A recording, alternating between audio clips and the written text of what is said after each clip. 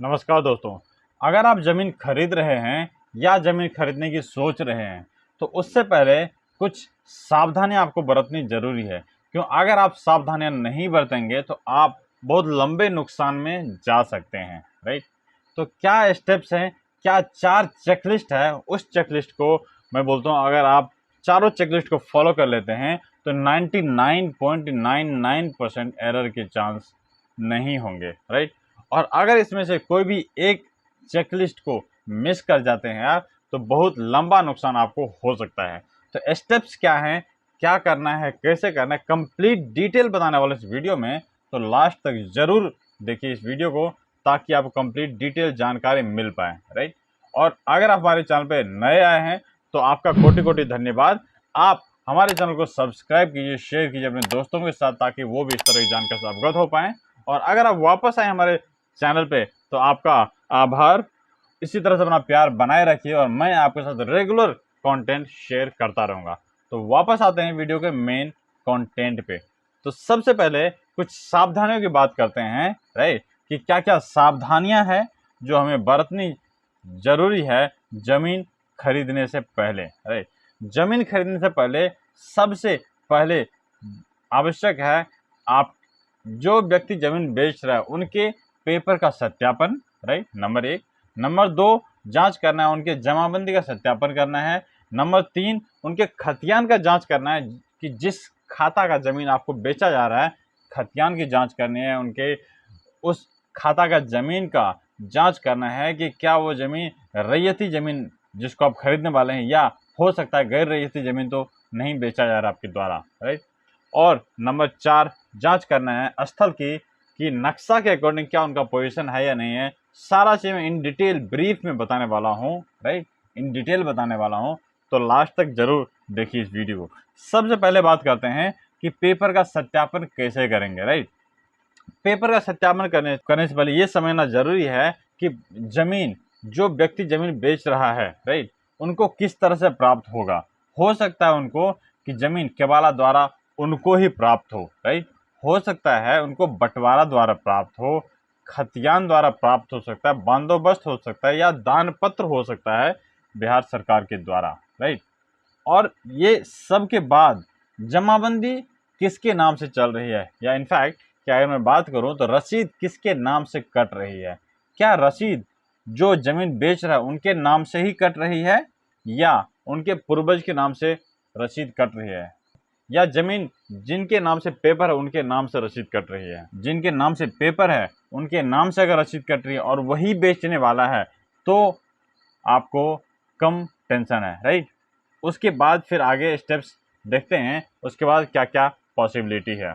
Scenario लेते हैं कि जमीन जो बेचने वाला उनके पूर्वज के नाम से जमाबंदी चल रही है। उस केस में क्या क्या करना है, तो सबसे पहले वेरीफाई करना उनके वंशावली के बारे में, आपको मालूम करना, आपको रिसर्च करनी है कि जो व्यक्ति जमीन बेच रहा है कुल मिलाकर उनके हिस्सेदार की जानकारी आपको लेनी पड़ेगी। उसके बाद आपको लेना पड़ेगी जानकारी कि जो जमीन बेचने वाला उनका हिस्सा कितना होता है इस पेपर के अनुसार, और वो कितना हिस्सा जमीन आपको बेचने वाला है। जमीन हो सकता है बंटवारा द्वारा प्राप्त हो, तो बंटवारा द्वारा अगर जमीन प्राप्त हो, बंटवारा का पेपर उनसे ले रहे हैं तो उनसे ये भी पेपर लीजिए कि बंटवारा कौन से मूल जमीन के दस्तावेज के आधार पर बंटवारा हुआ है, या जो जमीन बेच रहा है वो बोल रहा है आपको कि मुझे खतियान द्वारा जमीन प्राप्त है। तो ये भाई साहब खतियान भी देखिए आप, राइट, आप उनसे खतियान जरूर लीजिए, खतियान जरूर देखिए। या हो सकता है वो बोलता है बंदोबस्त द्वारा प्राप्त हो। ये सारे सिचुएशन में आपको क्या करना, उनके पेपर देखना है और पेपर के साथ साथ उनके जमाबंदी भी देखनी, जमाबंदी किसके नाम से चल रही है, राइट। जमाबंदी की जांच कैसे करेंगे, जमाबंदी में देखेंगे कि जिस खाता और खेसरा का जमीन आपको बेची जा रही है या बेची जाने वाली है वो खाता और खेसरा क्या उनके जमाबंदी में प्रविष्ट है, क्या स्पष्ट तौर से क्लियर किया हुआ है कि किस खेसरा में कितना जमीन शेष बचा हुआ है। अगर नहीं तो रिक्वेस्ट कीजिए, आप अपने जमीन जो बेच रहे हैं उनसे रिक्वेस्ट कीजिए कि वो इस तरह की साफ, इस तरह की क्लैरिटी वो अपने जमाबंदी में प्रविष्ट करवाएं। अब उसके साथ साथ जांच करनी है आपको खतियान का। खतियान का जांच करना क्यों जरूरी है कि जिस खाता या जिस खेसरा खाता खेसरा की ज़मीन आप खरीदने वाले हैं उसका खतियान जांच करना इसीलिए आवश्यक है। हो सकता है कि जो व्यक्ति जमीन आपको बेच रहा हो सकता है वो गैर रईसी जमीन तो नहीं बेच रहा है, सरकारी जमीन तो नहीं बेच रहा है आपको।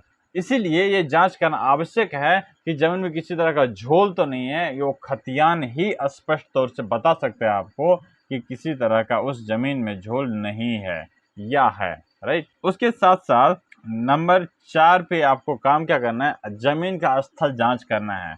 आप जो व्यक्ति जमीन बेचने वाला उनको भी लेके आप उनके प्लॉट पे पहले जाएंगे अमीन को लेके, और उनसे अमीन से जांच करवाएंगे कि जिस खाता खेसरा की जमीन मुझे दिया जा रहा है इनके द्वारा, क्या ये खाता खेसरा की जमीन इन्हीं के द्वारा इनके दखल में है या नहीं है, ये जांच करके रिपोर्ट दीजिए। और जब अमीन आपको जांच करके रिपोर्ट दे देता है तो 99.99% एरर के चांस खत्म हो जाते हैं।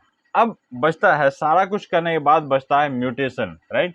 उसके लिए क्या करेंगे आप, उसके लिए आप कर्मचारी के पास जाएंगे, जो व्यक्ति जमीन बेच रहा है उनके सारा पेपर सारा दस्तावेज लेके आप पहुंचेंगे कर्मचारी के पास, और कर्मचारी से या अपने अंचल अधिकारी से जरूर पूछें कि सर ये जमीन फला जमीन में लेने वाला हूँ, क्या किसी तरह कोई दिक्कत या परेशानी तो नहीं है इस जमीन में। और जब उनसे आप सत्यापन करवा लेते हैं, जब उनसे आप संतुष्ट हो जाते हैं उनके द्वारा दिए गए रिपोर्ट से, तभी आप जमीन खरीदें, अन्यथा जमीन आप बिल्कुल ना खरीदें। आप कमेंट जरूर कीजिए क्या चीज़ आपने इसमें नया सीखा, आप कमेंट कर सकते हैं। या अगर आपके कुछ और भी टॉपिक्स हैं जिस पर आप चाहते हैं कि वीडियो में बनाओ तो आप शेयर कीजिए टॉपिक्स, और मैं यथासंभव यथाशीघ्र वीडियो बना के आपके साथ शेयर करूंगा। मैं मिलता हूं आपसे अगले वीडियो में, तब तक के लिए अपना ख्याल रखिए। Have a nice day and take care.